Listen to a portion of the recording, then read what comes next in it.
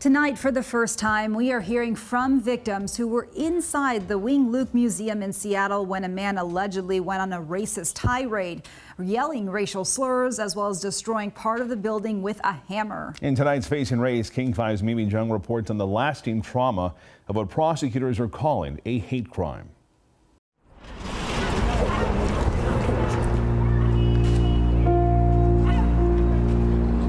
It was a beautiful September evening in the Chinatown-International District.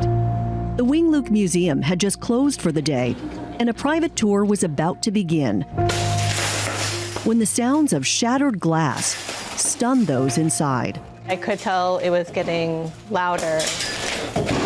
It was very methodical. It is nothing less than an act of terror. These 4 employees were inside when surveillance video captured a man walking into Canton Alley with a sledgehammer. Then he started smashing the museum windows, one by one. Disappointed was what I would say. Most of the reaction was very disappointed, shocking. Like, wow. Hanif Mueed, the head of security, ran out and confronted the attacker. People started coming into the alley, some of them yelling. Also, hey man, what are you doing? This is crazy. Why would you do this to the museum? Based on what the suspect was yelling, the answer looked like racism.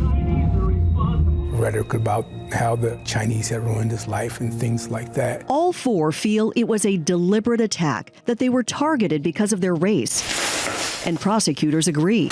Craig Milne, the suspect, is charged with a hate crime. I left that day feeling really numb. When you say that you felt numb, can you tell me more about why? Well, I don't think I really wanted to go home and bring those bad feelings home to my partner. A new survey by Pew Research Center shows what happened here at Wing Luke is part of a spike in anti-Asian hate crimes across the country. About a third of Asian Americans say they personally know another Asian person who's either been threatened or attacked since the COVID pandemic began. And 74% of Asians born in the U.S. say they've been treated as a foreigner, including being told to go back to their home country. The harm that this does has a really long tail, and it's very personal. And that sledgehammer started swinging back as far as the Chinese Exclusion Act. The 1882 Chinese Exclusion Act banned the Chinese from immigrating to the U.S.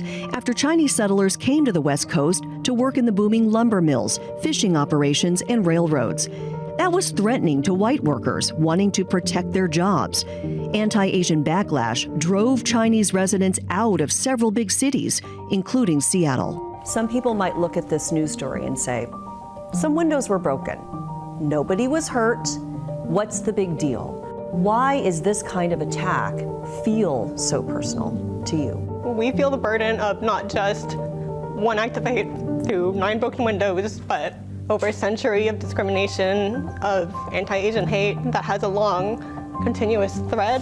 And when the violence happens at a place that is such a beloved part of the Asian community, it hurts even more. And describe the significance of an attack on a place like Wing Luke. It just felt like not only an attack on the building, but a personal attack and an attack on an entire race.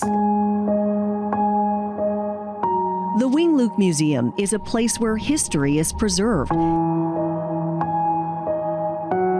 It's where people can immerse themselves in the stories of Asian pioneers and walk the halls of a historic building where Chinese families lived in the early 1900s.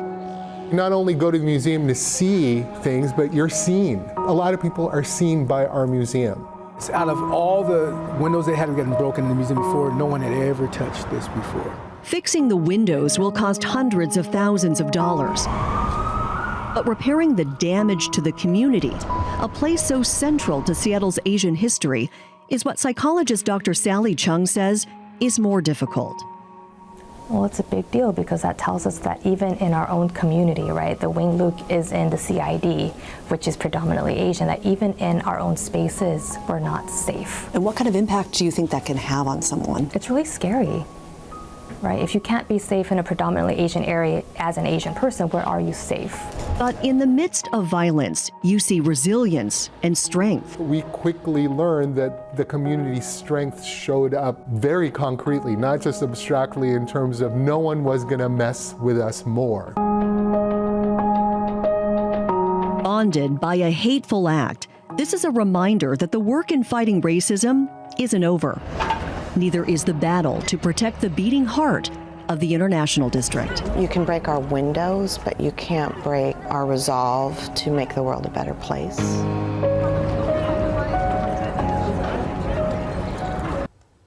The Wing Luke Museum has made it a priority to provide emotional and mental support to help staff who have experienced trauma from this crime. The museum is receiving $100,000 from the state and the city of Seattle to help repair the historic building.